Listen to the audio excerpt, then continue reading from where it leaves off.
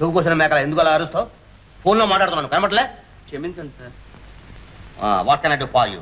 నా పేరు Parandhamayya, MA economics sir. A mix? Economics. Economics, that's all right.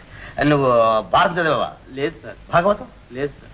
పోనీ తెలుగు నాటకాలు, తెలుగు గ్రంథాలు, తెలుగు కావ్యాలు ఏమని చదివా? అదేనండి, స్కూల్లో చదివాను. నాన్సెన్స్. స్కూల్ చదివేం చదివయ్యా? 10 పద్యాలు 20 పేజీలు వచ్చిన అంతేగా. మనకి బట్టి ఎంఏలు బిఏలు మాత్రమే చాలదు. మన భాష, మన సంస్కృతి, మన సంస్కారం అన్ని తెలిసి ఉండాలి. నాకు అది చాలా ఇష్టం. నీకు ఉద్యోగం ఇస్తాను కానీ తిరిగి సమయంలో ఇవన్నీ చదవాలి. అలాగేనండి.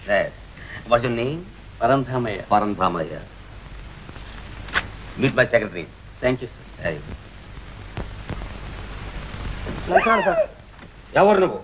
ఏమిడిదంతా? అడ్మిషన్ లేకుండా లోపలికి వచ్చి పెర్మిషన్ లేకుండా మెల్లో పూలదండ వేసి నేను చేపడదామని చూస్తున్నారా? ఇలాగే పూలదండలు వేసి వేసి ఒకటి దివాళా తెంచారుగా. మన దగ్గర పప్పులు ఉడకో. Get out, get out. ఆహా ఆహా, మీరు కొట్టిన పువ్వులతోనే కొడతారు ఏమిటి? దొరగారు ఏదో కోపంలో ఉన్నట్టుంది. కోపం కాదు కోటాయ్, తలనొప్పి తలనొప్పి, ఒకటే తలనొప్పి. ఈ బిచ్చగాడితో వేగలకు వస్తున్నాను. వీళ్ళే ఏదో కట్టడం నిధి, పడగొట్టడం నిధి, సస్తున్నా నిధి, సచ్చేర్ నిధి, ఆ నిధి ఈ నిధి, ఒకటే గోదన. వీళ్ళందరికీ ఇష్టపోతే నేను ఆ కృష్ణలాగే దివాళా తీవలసిందే. అంతే అంతే. అసలు మీ సంగతి ఎవరికి తెలియదు. తెలిస్తే ఈ కాంపౌండ్ లేక అడుగు పెడతాడు. కరెక్ట్ కోటాయ్. వర్క్ ఎలా అవుతుంది?